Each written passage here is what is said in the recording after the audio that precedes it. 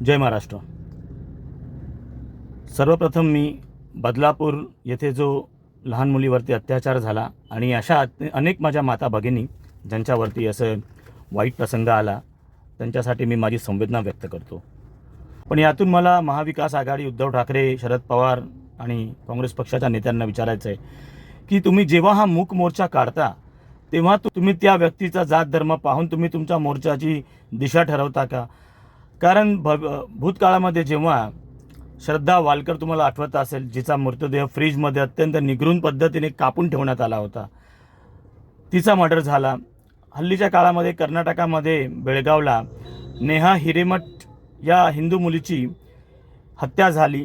भर रस्त्यामध्ये तिला चाकूने घोपसून वार करण्यात आले। किंवा आता हल्ली यशश्री शिंदे या भगिनीचा बलात्कार झाला। असे अनेक बलात्कार झालेत। मग या बलात्कारामध्ये तुम्ही मूक मोर्चा करणारे तुम्ही का गप्प असता? याचा अर्थ तुम्ही बलात्कार करणाऱ्या व्यक्तीचा धर्म पाहून तुमच्या मोर्चाची दिशा ठरवते असेच दिसते।